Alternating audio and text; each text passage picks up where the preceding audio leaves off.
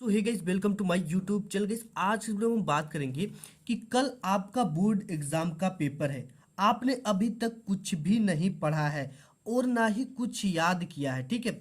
और आप कुछ याद कर रहे हो ना, तो याद भी नहीं हो रहा है और आपकी हैंड राइटिंग खराब है, ठीक है। तो आपको ये टेंशन है कि हैंड राइटिंग पर कितना नंबर कटेगा, कब कटेगा, किस तरह के प्रश्न पर नंबर कटते हैं बोर्ड एग्जाम में, और बोर्ड एग्जाम में एग्जामिनर आपकी कॉपी में क्या देखता है तो फुल मार्क्स देता है और क्या देखकर आपको फेल कर देता है और नंबर कटता है, ठीक है। आपको कुछ समझ में नहीं आ रहा है किस तरह के प्रश्न बोर्ड एग्जाम में पूछे जाते हैं और बोर्ड एग्जाम से एक दिन पहले हमें क्या क्या पढ़ना है। बिल्कुल जब एग्जाम एकदम करीब आ जाए तो हमें क्या क्या पढ़ना है, बोर्ड परीक्षा में किस पेन का यूज करना है और रिवीजन कैसे करें, ठीक है। और रिवीजन करें भी कि ना करें और कब कौन सा सब्जेक्ट पढ़े, कुछ समझ में नहीं आ रहा है। किसी भी प्रश्न का उत्तर बिल्कुल ना आए तो उसका आंसर एग्जाम में कैसे लिखें कि एग्जामिनर फुल मार्क्स हमें दे, ठीक है। तो इन सभी का जवाब आज के इस वीडियो में देने वाला हूं। तो एक गजब की जानकारी दूंगा। वीडियो में आगे बढ़ने से पहले चैनल को सब्सक्राइब करके बेल आइकन पे ऑल पे प्रेस कर ले, जिससे आने वाली वीडियो के सभी नोटिफिकेशन आपको सबसे पहले मिले। आइए शुरू करते हैं आज के इस धमाकेदार वीडियो को। सबसे पहले दूसरे वाले टॉपिक पे बात करते हैं, ठीक है। कल एग्जाम है तो बोर्ड पेपर में क्या क्या पढ़ना है ये नेक्स्ट टॉपिक रहेगा, लेकिन सबसे पहला जो टॉपिक है ये है, ठीक है, कि कोई भी प्रश्न आपको याद नहीं हो रहा है या कोई भी क्वेश्चन अगर याद नहीं हो रहा तो आपको उसे कैसे याद करना है कि जल्दी से याद हो जाए, ठीक है। क्या करना है, जैसे कि लंबे लंबे क्वेश्चन होते हैं वो याद नहीं हो रहे या 60 ही क्वेश्चन नहीं याद हो रहे हैं, ठीक है। तो आपको उसमें ट्रिक लगानी है। ट्रिक क्या लगानी है, आप उसे छोटे छोटे टुकड़ों में तोड़कर याद करो या तो उसको किसी ऐसी चीज पे रख दो कि उसको लेने पर याद हो जाए। जैसे मैं बता दूं कि मैं अपनी स्कूली लाइफ में जो चीज़ें नहीं याद होती थी या जो कन्फ्यूजन होता था जिन चीज़ों में, उनका ट्रिक कैसे बनाता था, ठीक है। ये आपको एग्जाम्पल बनाता था। जैसे साइंस में बड़ी प्रॉब्लम होती थी कि निकट दृष्टि दोष में किस लेंस का उपयोग किया जाता है और दूर दृष्टि में किस लेंस का उपयोग किया जाता है, ठीक है। तो यहाँ पे हम ये नादू एक ट्रिक बनाए थे, ठीक है। इस नादू का मतलब हो गया, यन फार हो गया निकट दृष्टि दोष में किस लेंस का उपयोग किया जाता है, अवतल लेंस का, ठीक है। और डी का मतलब दूर दृष्टि दोष में उत्तल लेंस का उपयोग किया जाता है, ठीक है। तो कभी कंफ्यूजन ना हो, कभी इस चीज के लिए मैंने ये ट्रिक बना दिया था कि मतलब निकट दृष्टि तो उसमें अवतल लेंस और दूर दृष्टि में उत्तल लेंस, तो ये नादू ट्रिक बनाया था, ठीक है। तो आपको भी ऐसे ही क्या करना है कि उस क्वेश्चन को एक बार याद करना है। याद करने के बाद जो भी चीज़ें आपको आती है उसको आप कॉपी पे लिखो, ठीक है। क्या करो, कॉपी पे उसे लिखो। अगर आप कॉपी पे लिख दोगे वो चीज़ें, ठीक है, तो आप कभी नहीं भूल सकते हो। आपको नहीं याद रही है, आप क्या करो, उसे देखकर एक बार कॉपी पे लिखो और बोर्ड एग्जाम में जाओगे ना तो वो चीज़ें कीवर्ड बन जाएंगी। यानी आपको अगर वो प्रश्न आ जाता है आपके सामने तो आप उसको 101% लिख लोगे, ठीक है। इस तरह से छोटे छोटे उसको टुकड़ों में बांट कर याद कर लो या कोई ट्रिक लगाओ या किसी के अपने घर के किसी के नाम की याद पर कि इनका नाम याद करें तो ये प्रश्न याद हो जाए, ठीक है। और जो प्रश्न याद नहीं होते उन्हें सुबह में पढ़ें। सुबह में पढ़ने के बाद उसे एक बार लिख जरूर लें, ठीक है। लिखने से वो याद हो जाता है। अगर अगर 100 वर्ड का क्वेश्चन है, अगर उसमें से आपको 50 वर्ड भी याद हो जाता है तो वो बहुत है आपके लिए, ठीक है। और बात कर ले कि आपको बहुत ज़्यादा टेंशन रहती है हैंड राइटिंग को लेकर कि मेरी हैंड राइटिंग खराब है या मेरी हैंड राइटिंग एक एवरेज हैंड राइटिंग है या बिल्कुल अच्छा नहीं है, तो हैंड राइटिंग पर नंबर कटता है, लेकिन कब कितना नंबर कटेगा और किस तरह के प्रश्न पर नंबर कटेंगे, तो ये चीज़ें मैं आपको क्लियर कर देना चाहता हूँ कि हैंड राइटिंग पे जब भी नंबर कटते, ठीक है, तो वो बिल्कुल खराब वाले हैंड राइटिंग पे कटते हैं। लेकिन वो भी देखो किस किस क्वेश्चन पे करते हैं। जो क्वेश्चन 6 मार्क्स के होते हैं, ठीक है, इस पे करते हैं। अगर आपका 2 मार्क्स का क्वेश्चन है, कि हैंड राइटिंग कितनी भी खराब हो लेकिन ये 2 मार्क्स नहीं कटेंगे, ठीक है। ये पूरा का पूरा यहाँ पे आपको मिलेगा अगर आपने 25 से 30 वर्ड में क्वेश्चन के आंसर दिया है। जितना हम पूछा उतना हम दिए तो आपको ये 2 मार्क्स पूरा मिलेगा। जब भी क्वेश्चन में आंसर करता है तो 6 मार्क्स वाले में अगर आपकी हैंड राइटिंग बिल्कुल खराब है तो इसमें 4 मार्क्स मिलते हैं, ठीक है। लेकिन अगर आपकी हैंड राइटिंग एक एवरेज हैंड राइटिंग है, एवरेज का मतलब क्या होता है, एवरेज का मतलब कि जिस तरह से हमारी हैंड राइटिंग है ये एवरेज हैंड राइटिंग के अंतर्गत आती है। अगर इस तरह का आपकी हैंड राइटिंग है तो आपका एक भी नंबर नहीं कटेगा, ठीक है। देखो नहीं करते हैं, बिल्कुल खराब है तो केवल लॉन्ग आंसर पर ही करते हैं। अगर हैंड राइटिंग खराब है तो आपको ऐसे लिखना है और टीचर खुश होकर नंबर देंगे। जब भी आपके हैंड राइटिंग खराब हो तो आपको ये पेन आप जिससे लिख रहे हो, ठीक है, इसी पेन से शब्दों के बीच की दूरी एक पेन इतना होना चाहिए, और आप जिस भी एंगल पे लिख रहे हो, ठीक है, जैसे कि कई सारे स्टूडेंट होते हैं कुछ इस तरह से लिखते हैं, ठीक है, जैसे यहाँ पे मैं लिख रहा हूँ ओम का नियम, तो कुछ लोग टेढ़ा लिखते हैं, यानी कि न्यून कोण पे लिखते हैं ओम का नियम, ठीक है। तो इस चीज को अगर आप इसी न्यून कोण पे लिखते हो, 80 अंश पे लिखते हो, तो सभी चीजें 80 अंश पे ही लिखो, सभी वर्ड, इन्हें कि एक 80 पे लिखे, एक 90 पे लिखे, एक आपका 95 पे लिखे, ऐसे नहीं लिखना है, ठीक। जिस भी एंगल पे लिख रहे हो, जिस तरह की हैंड राइटिंग उसी तरह से आपको लिखना है। और बात कर ले कि किस तरह के प्रश्न बोर्ड एग्जाम में आते हैं और पूछे जाते हैं, ठीक है, बहुत ज्यादा इंपॉर्टेंट है।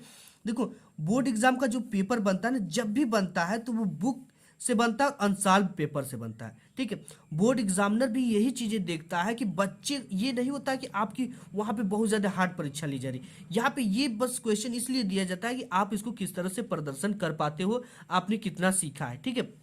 देखो एग्जामिनर जब भी बनाता है ना, जो क्वेश्चन 1 से 2 से 3 से 4 बार आता है या सबसे ज्यादा रिपीटेड होता है ना, उन्हीं क्वेश्चन को आपके प्रश्न पत्र में लेता है। वो जानता है कि बच्चे इन्हीं सबको तैयार करते हैं, ठीक है।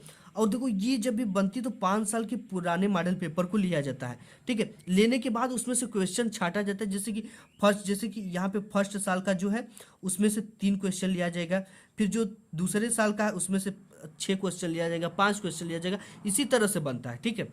तो इन सब चीज़ों को खाली 2 से 4 ही जो क्वेश्चन होते हैं वो नए ऐड किए जाते हैं, जो एक बार भी नहीं आया होता है, ठीक है। लेकिन ये जो क्वेश्चन है वो बुक अनुसार पेपर 5 साल पुराने से ही बनता है, ठीक है। और एग्जामिनर भी चाहता है कि जो क्वेश्चन इंपॉर्टेंट है वही को दे, क्योंकि बच्चे इसी चीज़ पे ज़्यादा से ज़्यादा फोकस करते हैं, ठीक है।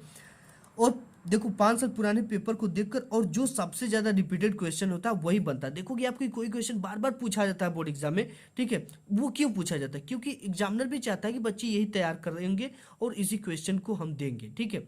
वो ये नहीं चाहता कि ऐसा दे कि वो लिख ही ना पाए, वो चाहता है कि आप उसको किस तरह से प्रदर्शित करना चाहते हो और क्या क्या पढ़े हो, क्या सीखे इतना दिन में, ठीक है। नेक्स्ट टॉपिक पे बात, हमारा टॉपिक जो है वो है बोर्ड एग्जाम से एक दिन पहले हमें क्या क्या पढ़ना है और क्या पढ़कर बोर्ड एग्जाम की परीक्षा देने जाना है, ठीक है। तो देखो बोर्ड एग्जाम से एक दिन पहले जिस विषय का आपका एग्जाम है, ठीक, चाहे एनी विषय, कोई भी विषय आपका हो सकता है, उसके क्वेश्चन बैंक को आपको ले लेना है, ठीक। क्वेश्चन बैंक आपने ले लिया और पहले चैप्टर से, ठीक है, आप एक टारगेट सेट करो कि एक टारगेट ये सेट करो कि हमने पहले चैप्टर से आपको 4 क्वेश्चन तैयार करना है। कितने? 4 क्वेश्चन। और ये 4 क्वेश्चन वो होना चाहिए जो लगभग 3 से 4 बार आया हो, ठीक है, 3 से 4 बार आया हो या 3 बार आया हो, 2 बार आया हो। इन 4 क्वेश्चन को प्रत्येक चैप्टर से तैयार करना है, ठीक है। अगर आप में 6 चैप्टर है, ठीक है, 6 चैप्टर है तो आपके कुल कितने क्वेश्चन बन गए? अगर आप 4 याद करो तो 4 छक्के 24, ठीक है। तो 24 प्रश्न को आपको अच्छी तरीके से बिल्कुल तैयार कर लेना है। और देखो इन प्रश्नों को कैसे तैयार कर लेना है, ठीक है। आप बिल्कुल अच्छी तरीके से एग्जाम से एक दिन पहले पढ़े, ठीक है। पढ़ने के बाद इन क्वेश्चन को क्या करना है कि जब भी याद करो तो एक नोट लेकर बैठो, ठीक है, एक कॉपी लेकर बैठो, उस कॉपी पर उसको एक बार लिखो, ठीक है। जैसे हमने इस क्वेश्चन को एक बार पढ़ा, इसके आंसर को पढ़ा, ठीक है, आंसर को पढ़ लिया, कुछ समझ में आया, कुछ याद कर लिया, उसके बाद एक कॉपी लो और जितना भी चीज़ें पढ़े हो ना अपने मन से उस पर लिखो। ये चीज़ें लिखो रहोगे ना तो ये बोर्ड एग्जाम में ऑटोमेटिक आपके दिमाग पर आ जाएगी जब इस पर जोर दोगे, ठीक है, कि ये चीज़ें हमने पढ़ा था, इसका ये मतलब होता। कुछ भी लिखोगे ना तो उसके नंबर मिलते हैं। तो एग्जाम उसके क्वेश्चन बैंक पहले चैप्टर से केवल 3 ही प्रश्नों को तैयार करें। जितने भी चैप्टर सभी से 3-3, 4-4 प्रश्नों को एक सरसरी निगाहों से पढ़ ले और उसे फिर कॉपी पर लिखकर अभ्यास भी कर ले, ठीक है। अभ्यास करना, एक्सरसाइज करना बहुत ज़्यादा जरूरी है, क्योंकि ये आपको एक कीवर्ड प्रदान करेगा। जैसे कीवर्ड का मतलब क्या होता है कि उस भी क्वेश्चन से रिलेटेड जो भी आपको कुछ शब्द अपने में आते हैं अपने शब्दों में, उसे आपको कॉपी में लिखना पड़ेगा, ठीक है। इसके बाद नेक्स्ट टॉपिक है कि बोर्ड एग्जाम में किस पेन का यूज करें। आप लोग बहुत ज़्यादा कमेंट कर रहे थे कि बोर्ड एग्जाम में किस पेन का यूज करना चाहिए।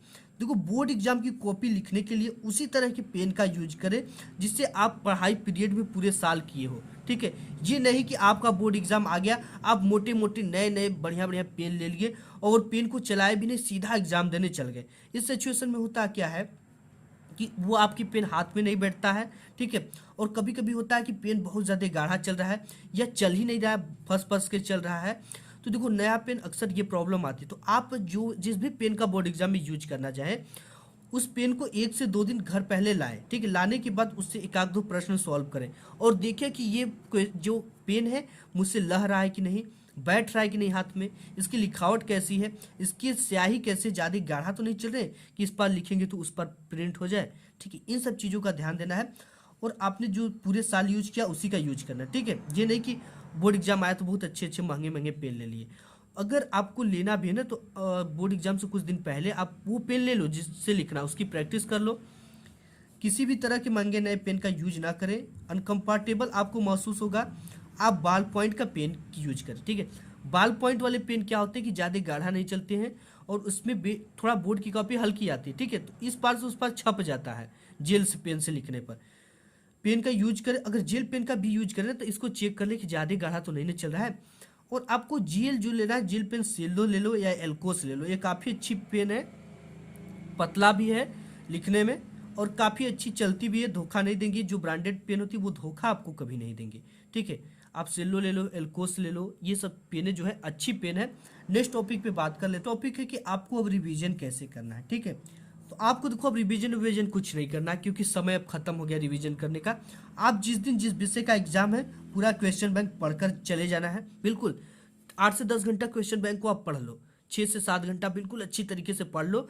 पढ़ने के बाद एग्जाम देने जाओ और देखो जिस प्रश्न का उत्तर ना आए तो उसे ऐसे लिखना, ठीक है। आपने ये चीज़ें पढ़ने के लिए मैं इसलिए बोल रहा हूँ कि इसमें से आपको कीवर्ड मिलेगा और कुछ टॉपिक मिलेंगे, कुछ आइडिया मिलेगा आपको लिखने के लिए बोर्ड एग्जाम में।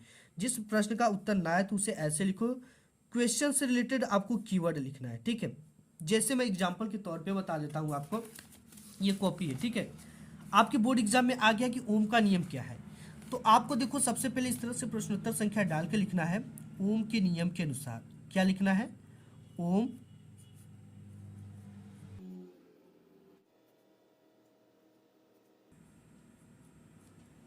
तो ये देखो आप देख सकते हो कि इसको मैंने इस तरह से लिखा, ठीक है। ये हमको बिल्कुल भी पता नहीं, बिल्कुल नहीं आ रहा है, ठीक है। तो आपको लिखना ओम के नियम के अनुसार या ओम का नियम यह कहता है कि, अब इससे रिलेटेड आप कुछ भी कीवर्ड पढ़ो, ठीक है। जैसे इसके भौतिक ताप दाब इत्यादि अगर नियत हो तो इस तरह से, अगर आपको कुछ भी इसका भौतिक ताप दाब इत्यादि इसकी नियत हो तो उसे ओम का नियम कहते हैं, ठीक है। इस तरह से यानी आपको इसमें कुछ भी कीवर्ड पता है उससे रिलेटेड। अगर नहीं पता है तो आपको इस चैप्टर से रिलेटेड कुछ पता हो, अगर वो भी नहीं पता तो आपने क्लास में फिजिक्स से रिलेटेड जो भी सुना हो आपको इस डैश डैश वाले में भर देना है और लास्ट में लिख देना कि इसे ओम का नियम कहते हैं, ठीक है। अगर आपको इसका फार्मूला R = V/I पता है तो आपको ये एक कीवर्ड एक बेहतरीन कीवर्ड है, ठीक है। आप जब भी बोर्ड एग्जाम में लिखे तो इसका मात्रक जरूर लिख दें। और देखो अब इसको कीवर्ड कैसे बनाना है, आपको सिंपली अगर कुछ नहीं आ रहा है, इसको एकदम आपको नहीं आता तो आपको लिख देना है कि V/I के अनुपात R को ओम का नियम कहते हैं, ठीक है। तो इस तरह से आपको लिखना है, जो भी क्वेश्चन के आंसर ना आए आपको उसके पॉइंट लिखने हैं, ठीक है। जो भी पॉइंट इसके कुछ फार्मूले मिलते हो, ठीक है, इस तरह से आपको लिखने हैं। और पढ़ाई करते समय आपको एक टारगेट सेट करना है, ठीक है।